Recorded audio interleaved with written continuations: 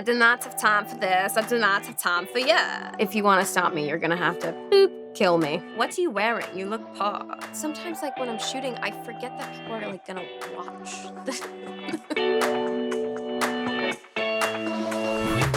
What a moment for you, because we're dipping our toe into Marvel, and it's Marvel-ous Babe playing the Silver Surfer. It's quite fab. She's quite fab. I also love how she's described as a sexy alien at one point. What was it like to get your sexy alien on?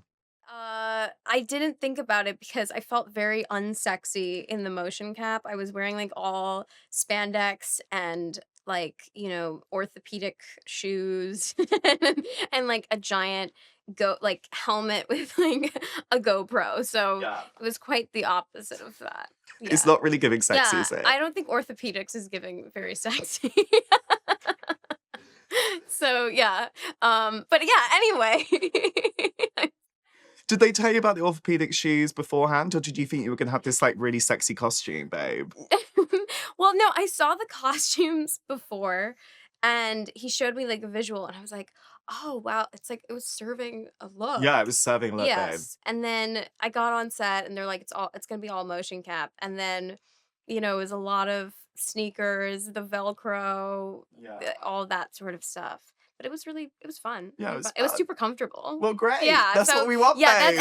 and then you serve, I guess. Yeah. So you're serving. That's like a great lesson in serving, that you can serve under any conditions. Well, you have to be comfortable. You're not going to serve if you're not comfortable. Rule number one. Now, where were you at in life when this role found you? I couldn't believe it once I got it. I was just like, wait, me? Wait, what? Like, it was just total disbelief. Why did you not believe it? I don't know, because I feel like I'm such like that kind of actor in that way, that I feel like every job is like my last job in a way. So, but also it's just such a big universe, and the responsibility, playing the Silver Surfer. I mean, these, the fans they love these characters so much. So I didn't want to disappoint them. But I also was so excited to play her. It's so interesting that you said that you always feel like it's going to be your last job, because you've achieved so much. I mean, babe, you've got 3 Emmys and a casual Golden Globe just thrown into the mix. Do you know what I mean? And you still got that in you, that you still think that this could be my last job. Yeah, yeah. But I don't think it's a bad thing. No. There's always something that you can learn, I guess. You never want to walk into a room thinking that you know everything, because that's when you're in trouble. Yeah, because you're a big learner, aren't you? I love to learn. You love to learn, I'm a babe. big student. She's a big student. And this is something really amazing about you, because I was reading that when you had some downtime, you were like, right, I'm going to get a dialect coach, and I'm going to learn every single accent under the sun, pretty much. Yes. So that when the jobs do come in, I'll be ready. And then you were like, oh, I've also got downtime. I'm going to go to clown school. Yeah, I did that too. Yeah. So I'm a certified clown. I don't know how to surf, but I'm a clown. I know, I make so much sense. I love how you didn't know how to surf, but at least you could be like, well, do you know what? I can do I can clown. school. Yeah, I have a red nose at home. So I do, actually. Yeah, I did that during the strike.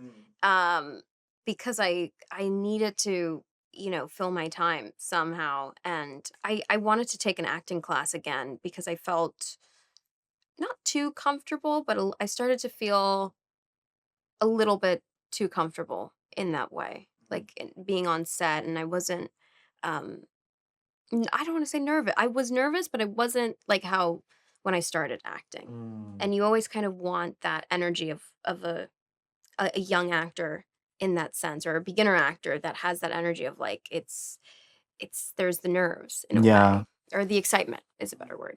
What did you learn from that experience then, in putting yourself into a new environment and pushing yourself out there? Well, a big thing that I learned was it doesn't matter. You just have to, it doesn't matter with the amount of people that are watching you or not watching you. You have to just always put yourself out there and not judge being okay and accepting that people are going to judge you, and just still going and doing your thing. Because sometimes that happens, like it's so weird, but with like all the Emmys and this, all this, whatever this is, like you still have to just keep going and not get distracted and kind of um just put yourself out there, good and bad, because that's what people want to see. Yeah, and be okay with failing, I guess, because Well, and that was a big thing was he kept on saying the teacher failure is a friend of the clown.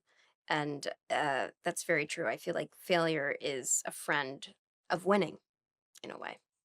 babe, that's a great line. Yeah.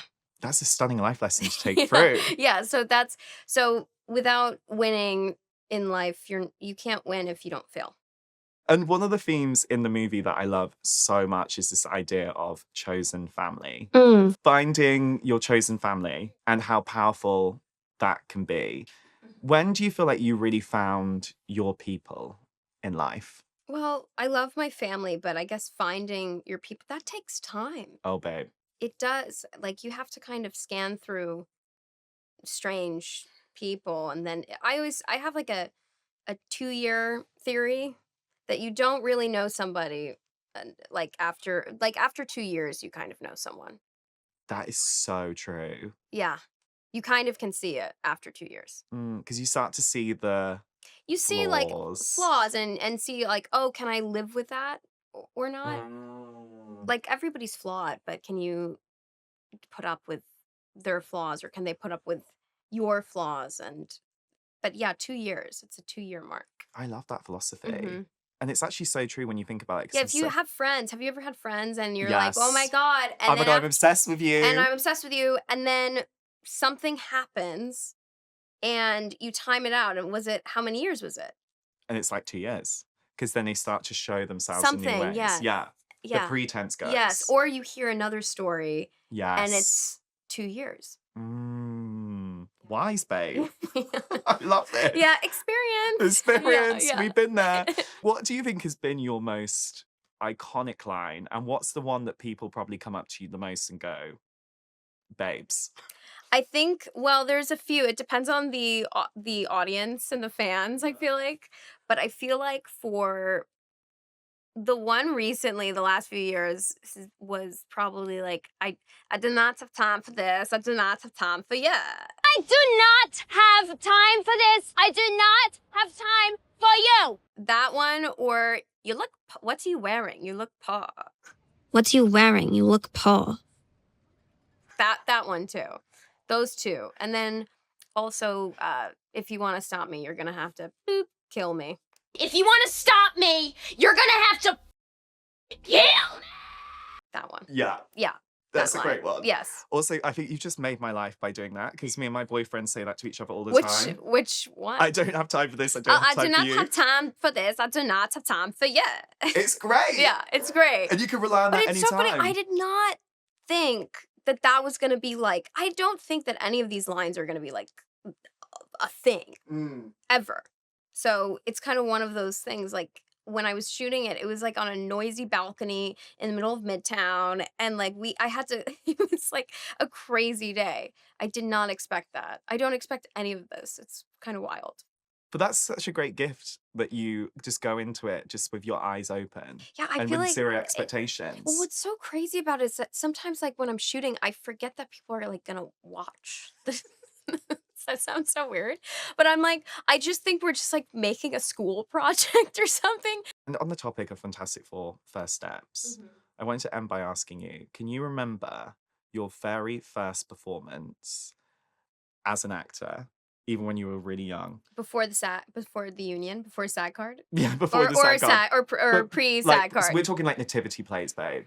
My first performance, but the one that I really remember, I played, Glinda in The Wizard of Oz. You did not. I did, and I had the Babe. song and everything and the wand. Yeah, so I was probably, like, 7 when I did that, and I was, like, having the best time, and I did the little Glinda voice, and I sang the song. If you could go back now to that you who's playing Glinda, Yeah. what would you want to tell her and what do you think she would tell you? Well, acting is a real job. I did not know that. That's such a deep question. Um, that it's all good. It's all good. It's all okay.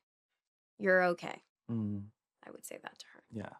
Well, I think she'd be very proud of everything you've Thank achieved. you. Same I- to you. I think she would literally be first in row to see this. She'd be like, "Oh my god, we're a superhero." Wait, I would be like, wait, We're a I villain. know how to surf now. I mean, I barely knew how to swim at that time. It was just like, wow.